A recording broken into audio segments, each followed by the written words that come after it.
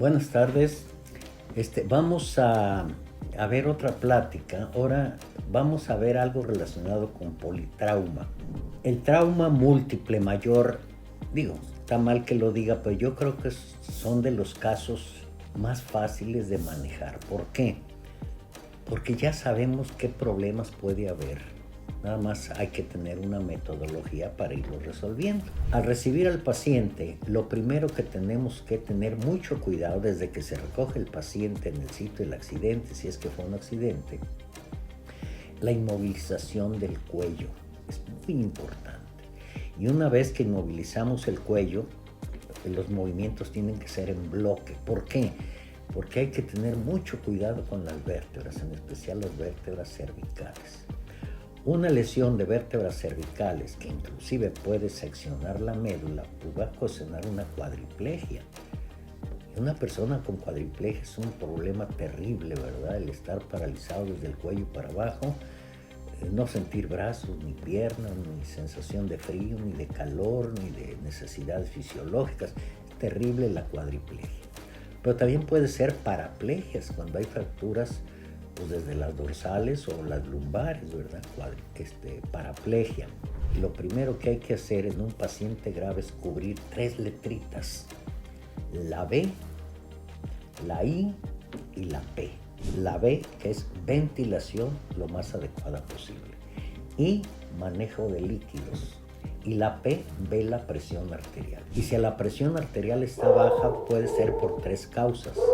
1, falla de la bomba cardíaca, pérdida de volumen circulante y pérdida de las resistencias. Choque cardiogénico, choque hipovolémico y choque distributivo, que comprende el choque séptico, anafiláctico y neurogénico. Y luego tenemos el choque obstructivo por una tromboembolia.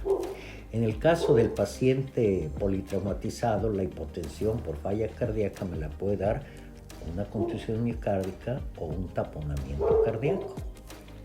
La pérdida de volumen, pues los sangrados más importantes son a nivel de hígado y vaso, sangrado intraabdominal. Y la pérdida de las resistencias, pues la sección de la médula. Una vez que llegue el paciente ya inmovilizado del cuello, hay que atender la vía aérea. ¿Qué le hacemos en la vía aérea? 1, una buena posición, que si se obstruye la respiración, generalmente es por la lengua, podemos utilizar la cánula orofaringea o cánula de Guedel. Y si es necesario, bueno, pues la intubación traqueal, ¿verdad? La intubación traqueal, la asistencia ventilatoria. En cuanto a los líquidos, todo paciente de rutina hay que administrar una carga de líquidos, de cristaloides, salina o ringer lactada.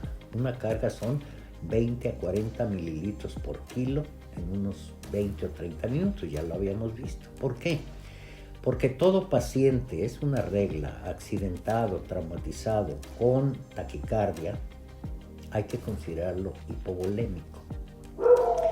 Me pueden decir, bueno, pero la taquicardia puede ser por dolor, por la angustia del paciente accidentado si está consciente, claro. Pero ya como regla, todo paciente con taquicardia y que está con un traumatismo hay que considerarlo hipovolémico. Por eso, prácticamente de rutina damos una carga de cristaloides. Ahora vamos a ver la presión arterial.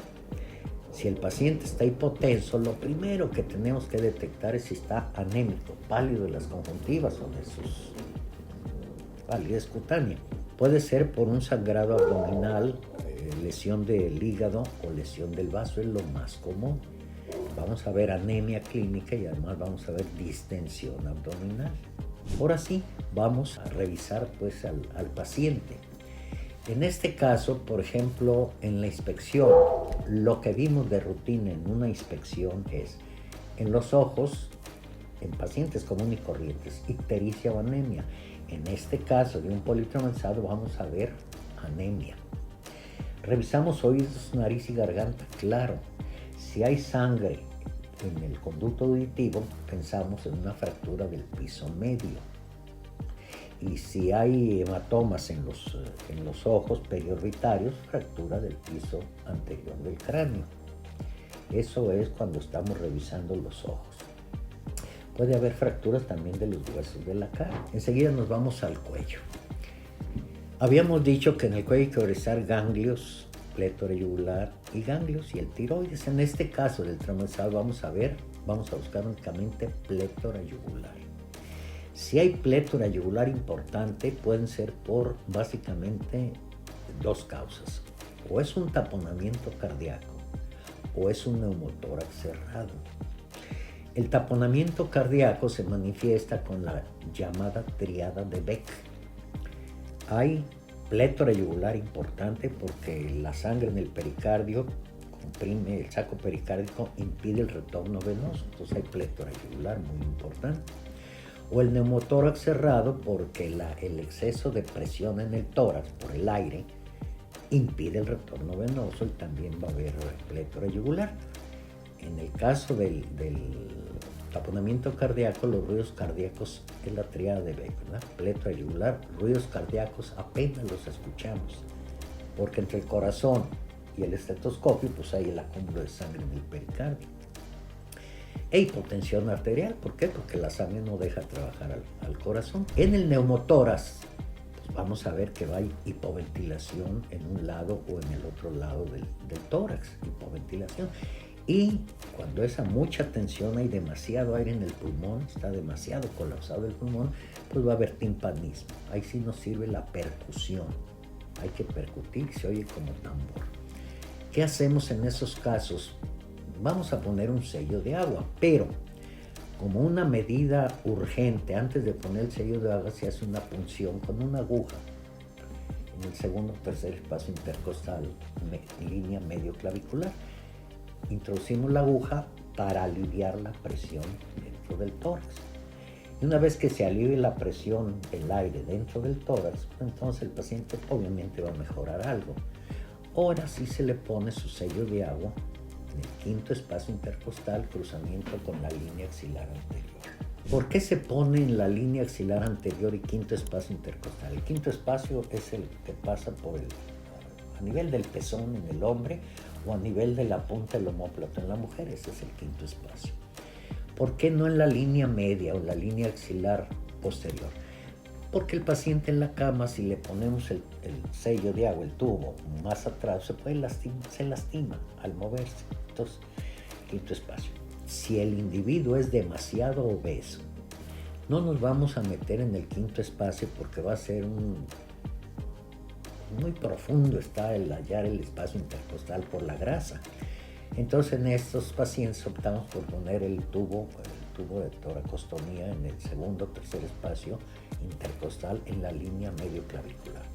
Si ustedes se han fijado, un individuo, por más obeso que sea, en esta parte del cuerpo tiene poca grasa. Entonces es más accesible el poner un sello de agua por la parte anterior.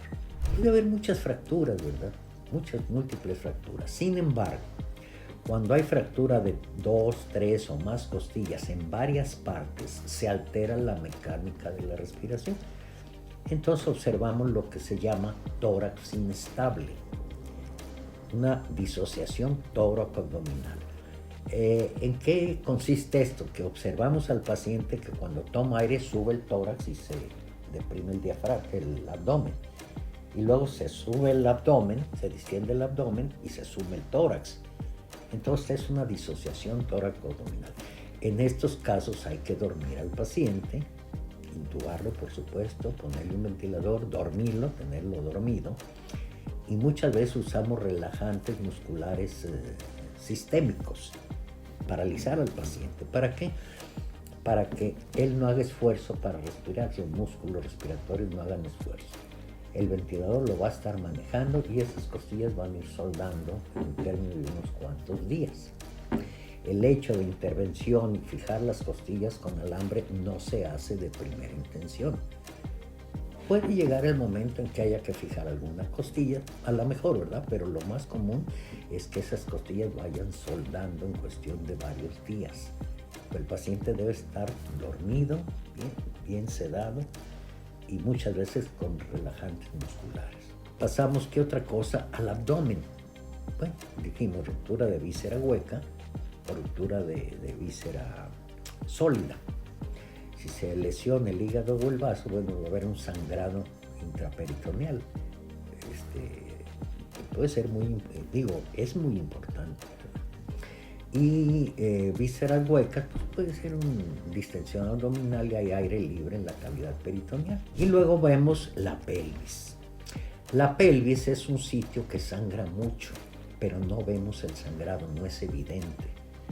Entonces, cuando no hallamos que no hay lesión de víscera sólida en el abdomen y está muy anémico el paciente, hay que pensar que puede tener una fractura de pelvis. Tenemos que vigilar las vías genitales, en especial en el hombre. En el hombre, una sangre en el meato urinario indica probable lesión de la uretra.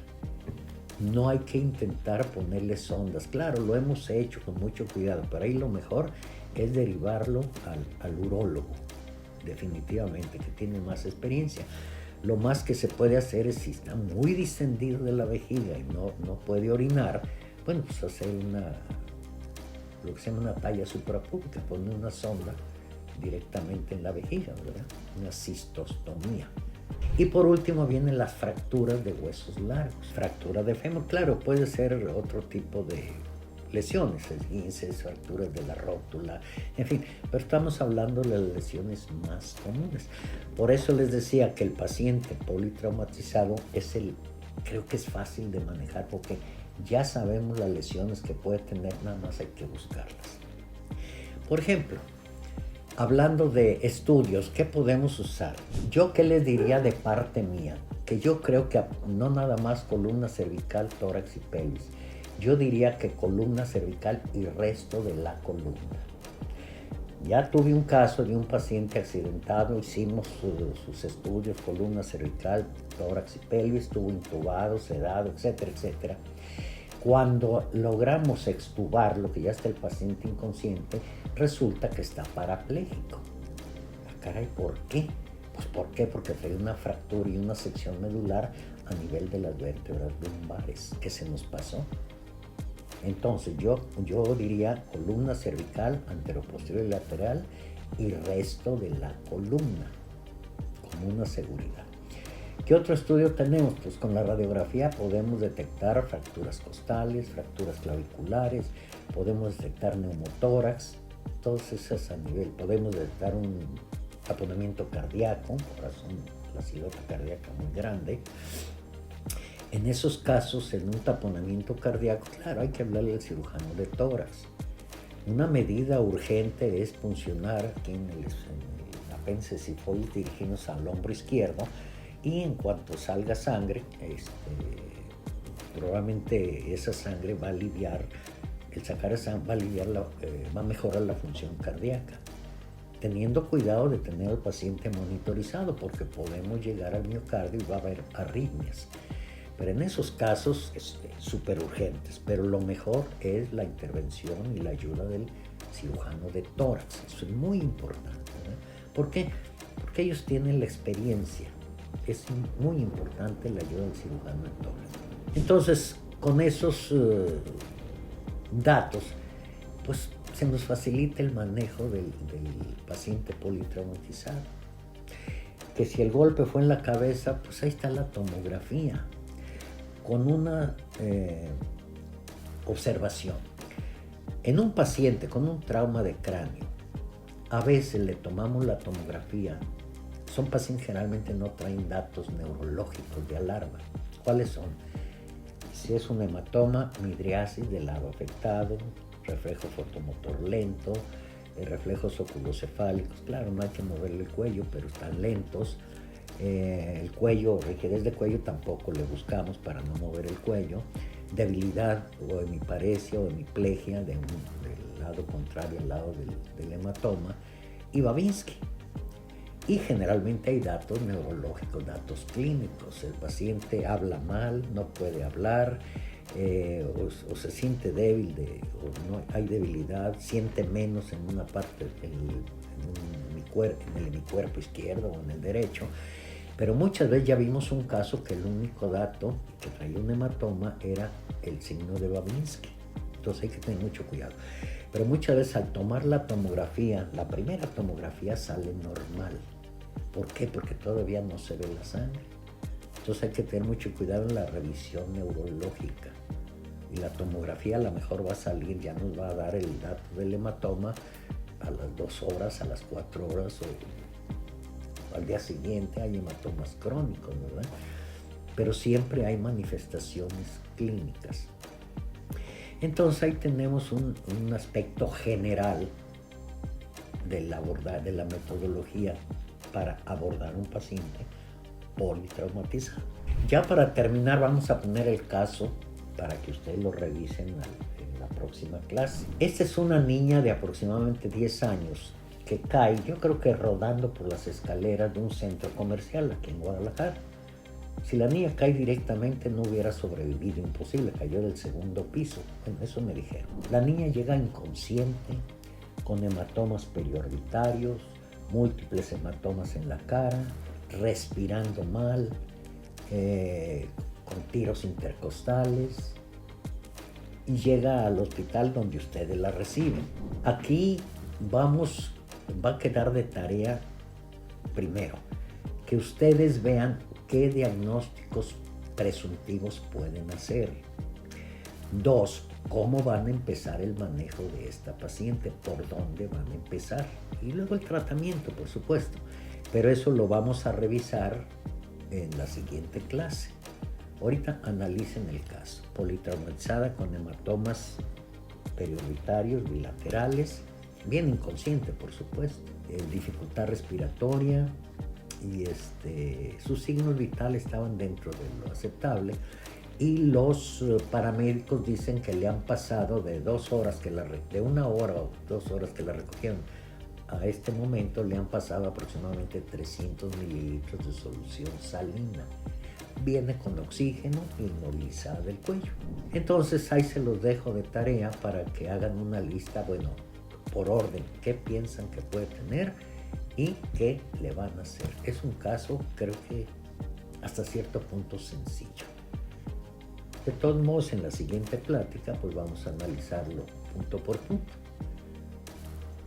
Entonces, muchas gracias. Les repito, si quieren, si tienen alguna duda, una pregunta, escríbanme. Hasta ahorita he tenido muy poquitas preguntas, ¿verdad? Yo espero que estén entendibles estas pláticas. Y pues aquí nos vemos en la próxima clase.